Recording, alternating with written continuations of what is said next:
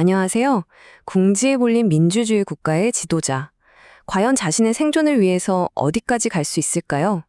오늘 우리가 살펴볼 이야기는요, 바로 사법적 위기라는 벼랑 끝에서 극단적인 선택을 감행했던 이스라엘과 한국 두 리더의 아주 위험했던 도박에 관한 겁니다. 이 질문, 오늘 분석 전체를 관통하는 핵심이라고 할 수 있겠습니다. 한 사람의 위기가 나라 전체의 위기로 번질 때 권력의 가장 높은 곳에 있는 사람은 대체 무엇을 대가로 자기 자신을 구하려고 할까요? 그 한계는 과연 어디까지일까요? 그래서 우린 이런 순서로 한번 파헤쳐 볼 겁니다. 먼저 두 리더가 공통적으로 마주했던 사법적 벼랑 끝이 어떤 상황이었는지 보고요. 그들이 똑같이 꺼내들었던 안보라는 카드가 어떻게 달랐는지, 그리고 왜 그 결과가 극명하게 갈렸는지를 살펴본 뒤에 이 모든 것이 우리 민주주의에 던지는 교훈이 뭔지 짚어보겠습니다.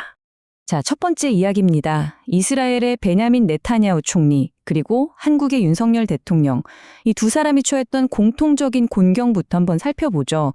뭐냐면요, 둘 다 자신의 권력은 물론이고 심지어 개인의 자유까지 직접적으로 위협하는 아주 심각한 사법 리스크에 직면해 있었다는 겁니다.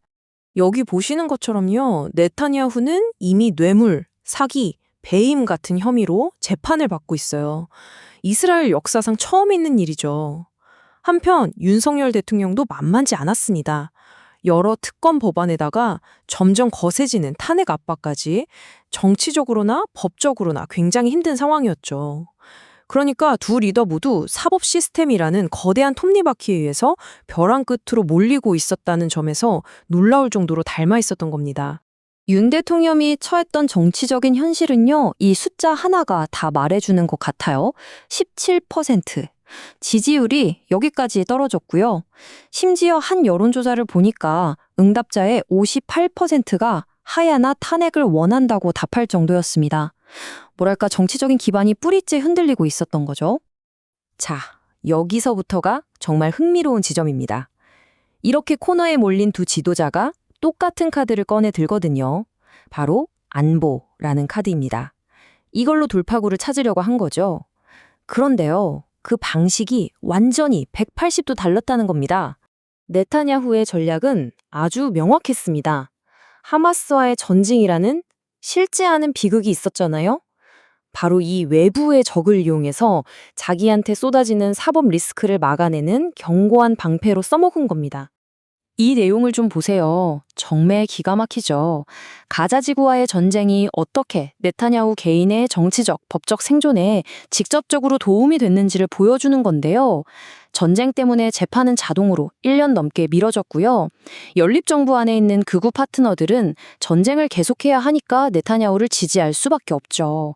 책임을 묻는 목소리만 나오면 지금이 어느 때인데 전쟁 중이다 라는 명분으로 다 막아버리는 겁니다. 그야말로 완벽한 방패 아니겠습니까? 반면에 윤 대통령의 전략은 완전히 달랐습니다. 네타냐후가 진짜 외부의 적을 이용했다면 윤 대통령은 나라 안에서 내부의 적을 만들려고 했어요.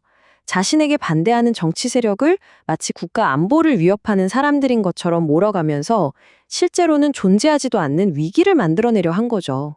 이건 정말 그의 실패의 핵심을 정확하게 보여주는 대목이죠. 헌법재판소가 나중에 뭐라고 했냐면요. 국회의 반대 때문에 국정이 마비됐다고 해서 그걸 군대를 동원해서 해결할 수는 없다고 딱 선을 그은 겁니다. 한마디로 정치적인 문제는 정치적으로 풀어야지 이건 군대가 나설 일이 아니라는 거죠. 그러니까 두 전략의 결정적인 차이가 바로 이 현실성에 있었던 겁니다. 네타냐후는 진짜 존재하는 전쟁이라는 비극을 자기 방패로 삼았지만 윤 대통령은 모래성처럼 허술한 허구의 위기를 만들어내려고 했던 거죠. 그리고 그 결과는 아시다시피 완전히 달랐습니다. 자, 그럼 이제 가장 궁금한 부분이죠. 왜 네타냐후의 전략은 아직까지는 먹히고 있는 반면에 윤 대통령의 도박은 왜 단 6시간 만에 실패로 끝나버렸을까요?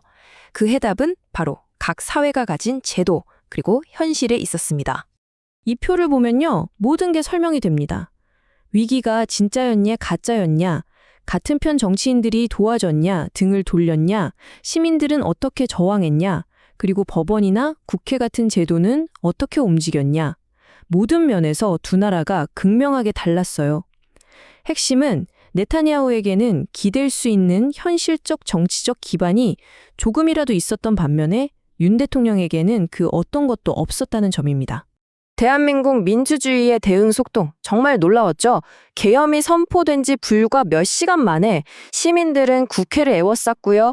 여당 야당 할 것 없이 국회의원들이 한자리에 모여서 만장일치로 계엄 해제를 의결해 버렸습니다. 정치인과 국민이 완벽하게 하나가 된 순간이었어요. 자, 그럼 이 평행선처럼 보이는 두 이야기가 오늘날 민주주의의 약한 고리와 또 강한 힘에 대해서 우리에게 뭘 말해주고 있는지 그 교훈을 한번 정리해 보겠습니다. 이 사건들이 왜 중요하냐면요. 바로 이겁니다. 사법 위기에 처한 지도자는 언제든 안보를 명분 삼아서 위험한 선택을 할 수 있다는 거. 그리고 그걸 막아내는 힘은 결국 제대로 작동하는 민주적인 제도와 깨어있는 시민들에게 달려있다는 걸 아주 명확하게 보여주기 때문입니다. 오늘 분석은 이 문장으로 마무리하겠습니다. 지도자가 개인의 생존을 위해서 나라 전체를 위험에 빠뜨리려고 할 때 과연 그것을 막아낼 수 있는 마지막 보루는 누구인지 다시 한번 깊이 생각하게 만드는 대목입니다.